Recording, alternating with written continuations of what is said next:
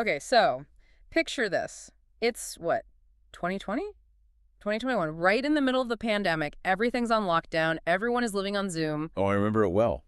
The era of the endless virtual meeting. Exactly. And you've got this very serious academic Zoom call happening. The speaker is Alenka Zupančič, who's this, heavyweight Yeah. A philosopher. big name in Lacanian psychoanalysis, yeah. And she's presenting a book on a really dense topic. Yeah. The concept of disavowal. So you can just imagine the vibe, right? It's all intellectuals, people probably taking notes. It's serious stuff. Super serious. And then, well, the obscene crashes the party. Crashes the party is one way to put it. The call gets hacked, and the hackers don't just, play loud music or something. They flood the screen with hardcore pornography. The absolute worst-case scenario for a professional academic setting. It's just total chaos. You've got high-level philosophy on one hand and the most graphic, jarring images you can think of on the other. But the reason I want to start here, the reason this whole story matters for what we're doing today, is what happened next. Right. Because in that moment, there were really only two ways to react. And these two reactions are, in a way, the blueprint for our entire discussion. So option A is what I think most people would do. You just panic. You panic, yeah. You end the call. You yell at someone. The lecture stops. The obscene, the pornography, it wins. It dictates the reality of the situation, and the entire structure just collapses into that chaos. The intrusion becomes the entire story. Exactly. But that's not what they did. They went with option B. Yeah. They acknowledged the intrusion. They didn't pretend it wasn't there, but they carried on with the lecture as if nothing was happening. They bracketed it. I see this, but I'm choosing not to let it define this space. Precisely. And Slavoj Zizek, another philosopher, he later joked that this moment was the perfect real-life staging of the very concept they were discussing. It shows you that disavowal isn't just ignorance. It's a survival mechanism. You know the awful truth is there on the screen, but you proceed with your own truth all the same. I know very well, but all the same. That's the key phrase, isn't it? That's the formula, and we use it all the time to function. But today, we're taking that formula and applying it to something a lot louder. We are jumping into Demon Slayer, specifically the Infinity Castle arc. The big one. The final showdown. Now, I have to play devil's advocate for a second, because when people talk about Demon Slayer, they usually talk about the incredible animation, the fights, the breathing styles. Ufootables, god-tier work, yeah. All right. Are we really saying that a shonen anime can hold up to this kind of, deep psychoanalytic reading? Or are we just projecting all this philosophy onto a really cool cartoon? I would argue it holds up better than almost anything else in modern pop culture. Yeah. Because the Infinity Castle, if you really look at it, it isn't just a physical place where the bad guy is hiding. It's a labyrinth of subjectivity. Okay, labyrinth of subjectivity. That's a big phrase. You got to break that down for me. Think about the castle itself. The architecture makes no sense, right? Yeah. Rooms are upside down, stairs lead nowhere, gravity is just a suggestion. It's constantly shifting and reconfiguring. Well, that's what the inside of the human mind is like, psychoanalytically speaking. It's not logical or linear. It's a maze. And so the battles that happen inside this castle, they're not just sword fights.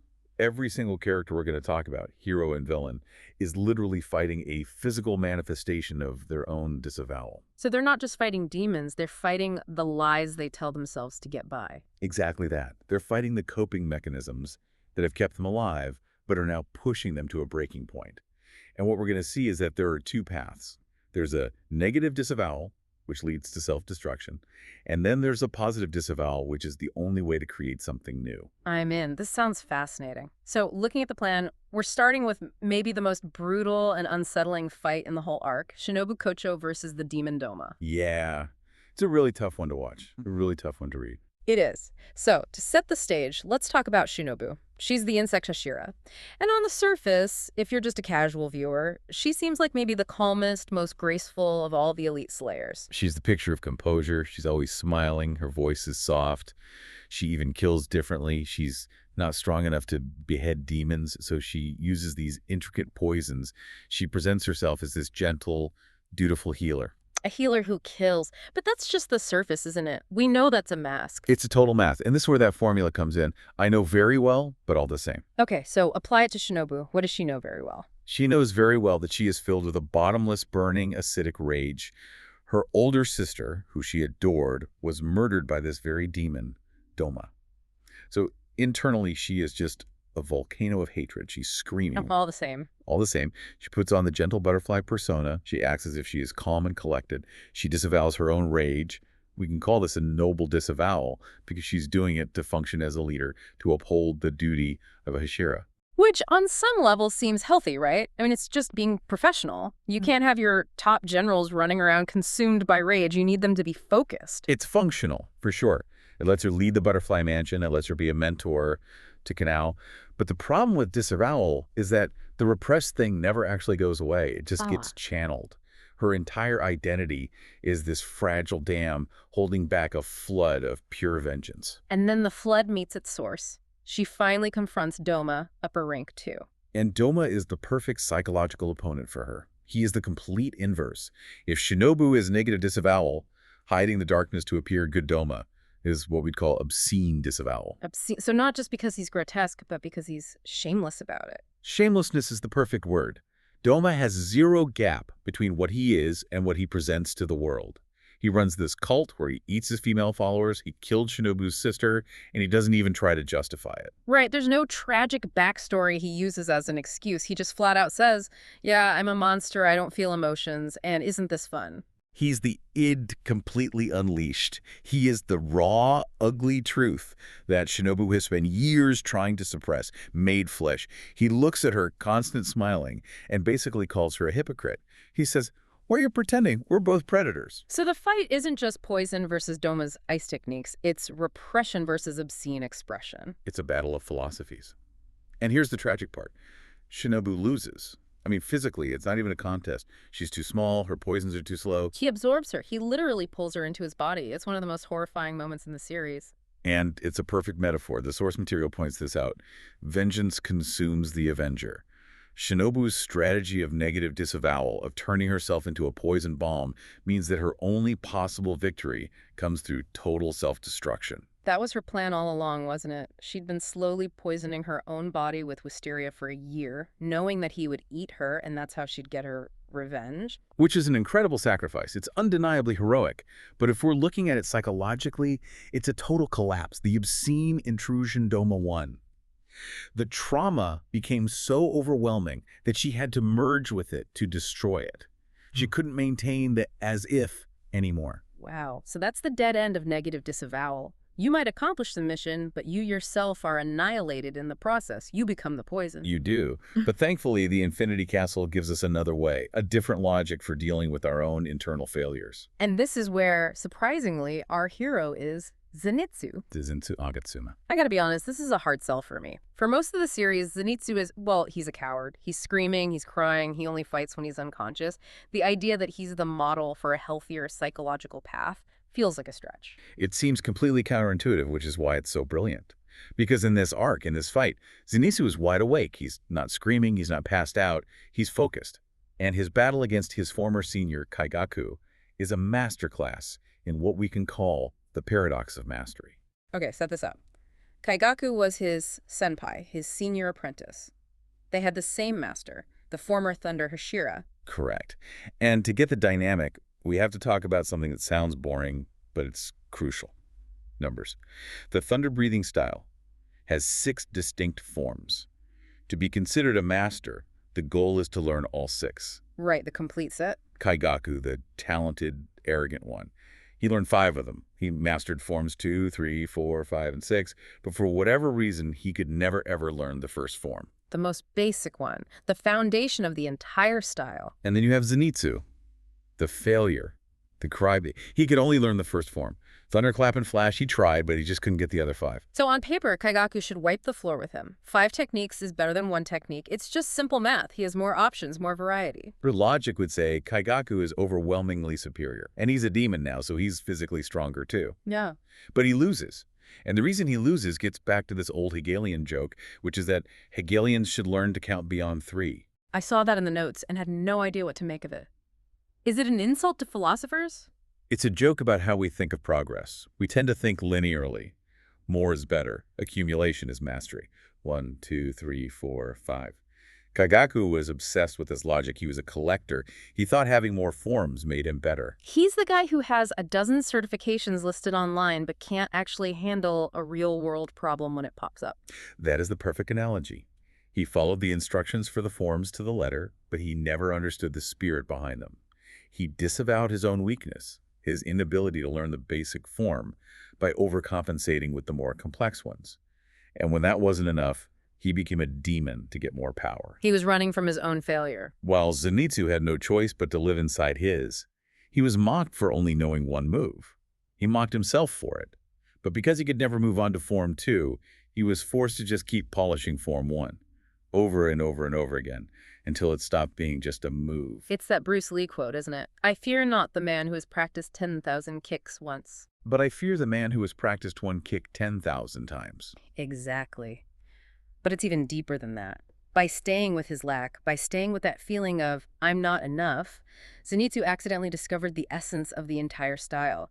He understood the point of thunder breathing better than the guy who had memorized 5 chapters of the textbook. And this is what leads to that incredible moment. The moment that just gives you goosebumps. The 7th form. Flaming Thunder God.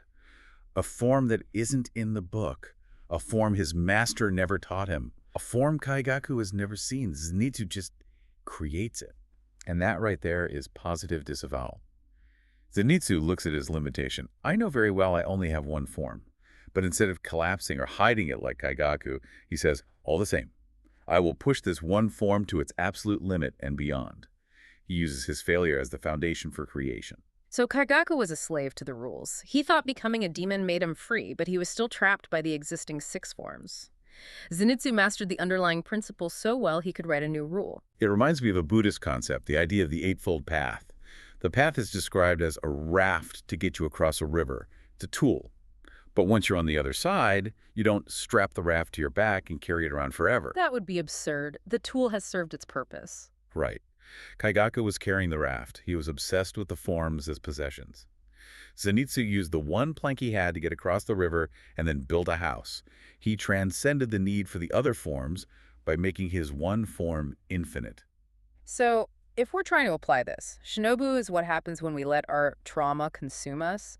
Zenitsu is what happens when we use our limitations as a springboard for innovation. That's the core distinction. Don't be a Kaigaku trying to fake skills you don't have. Be a Zenitsu. Find the one thing you do have and polish it until you create a 7th form. I love that. It gives me a whole new respect for Zenitsu. He literally weaponized his insecurity. It is the ultimate creative act, born from failure. Okay, so we've seen the collapse with Shinobu and the creation with Zenitsu, but there's one more major fight we need to get into, and it's probably the centerpiece of the entire arc. Tanjiro and Giyu versus Akaza. Yeah, this is where it all comes together. This is where we have to talk about memory, history, and the very meaning of strength. So we've got 3 key players. Our hero, Tanjiro. The water Hashira, Giyu. And upper rank 3, Akaza, the demon who killed Rengoku. Let's start with Giyu for a second, because he's actually a pretty good example of negative disavowal, just like Shinobu was. Right. Giyu has this massive imposter syndrome. He doesn't believe he deserves to be the water Hashira. No, because he feels like he didn't pass the final selection exam legitimately. Yeah. His friend, Sabito, killed almost all the demons on the mountain before being killed himself. Giyu survived, but he feels like a fraud. So his disavowal is, I know very well I'm the water Hashira, but all the same, I'm not worthy of it. Exactly. So he hides his power. He acts distant and aloof, not because he thinks he's better than everyone, but because he's ashamed and thinks he's worse. He's concealing a perceived weakness. And in the fight with Akaza, that coping mechanism kind of hits a wall, doesn't it? It really does. Akaza is a pure warrior who only respects absolute strength. Giyu is forced to go all out just to stay alive. He awakens his mark, he fights with incredible skill, but he's static. He's demonstrating the power he always had, but he isn't growing or evolving in the fight. He's just surviving. Let's contrast that with Tanjiro. He's our protagonist, but he's clearly not the strongest person in this fight, at least not at first. Not even close. But Tanjiro's mindset is what sets him apart. His disavowal is really unique. He disavows only his own weakness, but he doesn't do it by hiding it. He does it by being radically open about it. He's a perpetual student. So he admits, I'm not fast enough, or I can't land a blow. But he never stops there. It's always followed by a question. So what can I learn? How can I adapt? And this leads to this really crucial idea from the source material, which is the concept of historicization. Okay, historicization. That sounds very academic. Let's unpack that. It's not just like remembering stuff from the past, is it? It's more active than that. It's about taking all the fragmented pieces of your personal history, your memories, your conversations, your training, and actively weaving them together into the present moment to create a new way of being. Can you give us a concrete example from the fight? How does Tanjiro do this? The clearest one is how he finally unlocks the transparent world. You know, that state where he can see his opponent's muscles, lungs, blood flow, like an X-ray. Yeah, the ultimate battle sense. He doesn't get there by just getting angrier or trying harder. He gets there through memory. He suddenly recalls a casual conversation he had with Inosuke ages ago about sensing an opponent's malice on the mountain. Then he pulls up a deep, almost forgotten memory of his own father dancing the Hinokami Kagura all night in the snow. The memory where his father tells him the secret is to reach a state of egolessness, to stop having any fighting spirit. Right. He's not just having flashbacks. He's taking these disparate moments from his life and synthesizing them into a solution for the problem right in front of him. He is historicizing his own experience. It's a coherent retrospection. And the result of that is he becomes invisible in a way. Exactly. Akaza's entire fighting style is built on sensing his opponent's fighting spirit. It's like a compass that tells him where the attack is coming from before it even happens. But because Tanjiro has integrated his past so well, he empties his mind of that spirit. He achieves a state of mushin, or no mind. He becomes pure action, without ego or intent. And Akaza is completely baffled. He can't read Tanjiro anymore because there's nothing to read. It's like trying to predict where the wind will blow. That is such a powerful way to frame a power-up. It's not about getting bigger muscles. It's about achieving psychological and historical coherence. And that stands in the starkest possible contrast to Akaza himself. Ugh, Akaza, the demon we all love to hate after the Rengoku fight. But his story. Akaza is the opposite of Tanjiro. He fights in a state of what you could call pure, meaningless action. The source describes it as a field of signifiers without meaning. What does that mean in the simple terms? It means he's on a loop. He screams about strength, about becoming stronger, about killing the weak. But he has completely repressed the reason. He has disavowed the why behind his obsession. He's like a machine running a program, but the original programmer's notes have been deleted. A perfect metaphor. He has intentionally repressed his entire human life. He is a being without a history, which is the opposite of Tanjiro, who is a being made of his history. Until the fight pushes him so far that the repression starts to crack. And this is the moment. This is the pivot that makes this whole arc a work of genius. We saw Tanjiro use historicization to get stronger. Now the battle forces Akaza to undergo a reverse historicization. The memories start flooding back whether he wants them to or not. Yes. The repressed returns. It starts with just a flash. He sees Tanjiro in a certain pose, and it reminds him of his old martial arts master. And then the dam just breaks. He remembers the dojo. He remembers his master, Kaizo, who took him in when he was a street criminal. And then he remembers Kuyuki. His fiancée, the girl he promised he would protect for his entire life. He remembers that he wasn't Akaza. He was Hakuji, a young man who was just desperately trying to be strong enough to protect the two people who gave his life meaning. And he remembers how they died, poisoned by a rival dojo while he was away. He wasn't there. The one time they needed him, he couldn't protect them. And this is where the source offers this absolutely beautiful, heartbreaking line. What was repressed returns, and it returns as love. That gives me chills every time. It returns as love. His entire demonic existence was a way to disavow that catastrophic failure and the love that motivated him. He told himself he wanted strength for strength's sake. But when the memory comes back, he's forced to confront the truth. He wanted strength to protect those he loved, and he failed. And the moment that truth hits him, the fight is over. It is. But not because he's too weak to continue. He's an upper-ranked demon. He can regenerate his head if he wants to. He stops because the reason to fight has vanished. The psychological engine has seized. And this is where you bring in that big philosophical idea, sublation. Yes. Aufheben in German. It's a tricky concept from Hegel, but it basically means three things happen at once.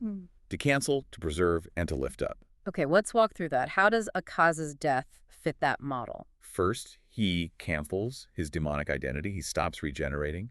He rejects Muzan's orders. He literally punches his own body apart, ending his existence as Akaza. Right, so that's the cancellation. What does he preserve? He preserves the truth of who he was, he preserves Hakuji, he preserves the memory of his love for Koyuki and Kaizo. He doesn't just die, he remembers. And the third part, to lift up, that's the transcendence part. That's the transcendence. He lifts up the contradiction of his life to a higher plane of understanding. The question that drove him as a demon, why must I be strong, is finally answered. And the answer isn't to dominate. The answer is to protect. And in his final moments, he realizes that the only way to truly return to that purpose is to let go and join them in death. So he breaks Muzan's curse. That's the incredible thing. Muzan is screaming in his head, calling him a coward, ordering him to fight, and Akaza just says no. He chooses his own end. And he does it with a smile on his face. That smile is everything. It's Yeah, not a smile of defeat, it's peace. It's the smile of resolution. That is the sublation. He didn't lose to Tanjiro. He transcended the entire logic of the battle. He found his own exit from the Infinity Castle. Wow, okay. That's a lot to take in from one fight scene. So let's try to pull back and synthesize all this. We've gone through Shinobu and Doma, Zenitsu and Kaigaku, and now Tanjiro and Akaza. What's the pattern here? What's the big takeaway about how we deal with ourselves? The pattern shows us that there are two fundamental logics at play in the Infinity Castle, and by extension, in our own minds. The two logics. Logic number one is negative disavowal. So to recap, that's when you know you have a weakness, a trauma, a flaw. But instead of confronting it, you build your entire world around hiding it, compensating for it, or pretending it isn't there. That's Shinobu hiding her rage with a smile. It's Kaigaku hiding his basic incompetence by collecting advanced techniques. It's Giyu hiding his imposter syndrome with stoic silence. And what's the result every time? Stagnation or destruction.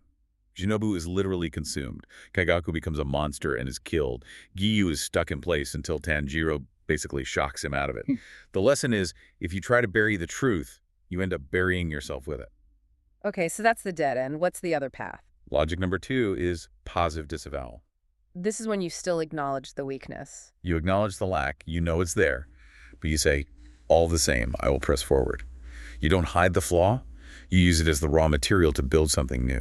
That's Zenitsu taking his one and only form and turning it into a creative act, the seventh form. And it's Tanjiro taking the fragmented, painful history of his family and weaving it into a new, higher state of consciousness. Positive disavowal is what leads to creation, to learning, to growth.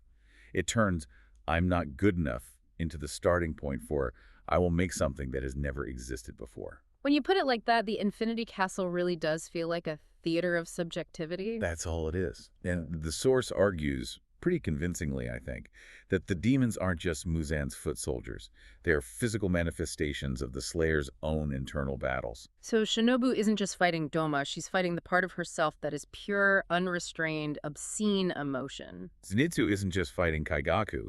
He's fighting his own ambition, insecurity, and the temptation to take shortcuts. And Tanjiro, in a way, is fighting Akaza, who represents what happens when you let grief and failure erase your history entirely. They are all, in a very real sense, fighting their own shadows. And the only way to truly win isn't just to chop the shadow's head off, it's to understand it, to integrate it. This completely reframes the entire story for me. It's not just good guys versus bad guys. It's integration versus repression. There is the real war being fought in the Infinity Castle. And it's the war every single one of us is fighting inside ourselves every single day. That brings it right back to us then. For anyone listening to this right now, what's the practical takeaway? How does this apply to a life that doesn't involve swords and demons? It's an invitation to look at your own Infinity Castle. We all have one. That messy, confusing, seemingly irrational labyrinth inside our heads. We all have things we're disavowing. Of course. A failure at work. A past relationship that ended badly. A skill you wish you had but don't. A part of yourself you're ashamed of. We are all constantly running that program. I know this is true about me, but all the same. And the choice isn't whether or not to have those flaws, because everyone does. The choice is which logic you apply to them. Do you use the logic of Shinobu and Kaigaku? Do you build a fragile, smiling mask over your rage? Do you collect superficial successes to hide a deep-seated insecurity? Do you let the hackers, the obscene intrusions of your life, take over the whole call? Or do you choose the logic of Zenitsu and Tanjiro? Do you look your limitation right in the eye and say, okay, This is all I've got, but all the same, I'm going to move forward. Can you use that one form, that one skill, that one piece of your past, and polish it until it becomes your own unique seventh form? That's the real challenge, isn't it? To not let the things we disavow lead to a collapse, but to use them to create. It is. It's about bracketing the trauma, acknowledging it, but refusing to let it be the master of the house. Yeah. You proceed with the lecture. I just want to end by going back to that image of Akaza one last time, because to me, that's the most powerful and provocative idea in this whole deep dive. I agree. It's a stunning conclusion. We're raised to think that victory means domination. It means you are the one left standing. But Akaza's victory, his true victory, was simply remembering who he was. It reframes the entire idea of what it means to win. Maybe the point of going into the Infinity Castle wasn't to kill all the demons. Maybe it was for the demons to remember they were once human. So I guess the final thought to leave you with is this. If the strongest demons are just repressed memories waiting to return as love, what are we actually fighting when we fight our own demons? A question that's worth sitting with for a while. Absolutely. Thanks for going this deep with us today. It was a pleasure. We'll see you next time.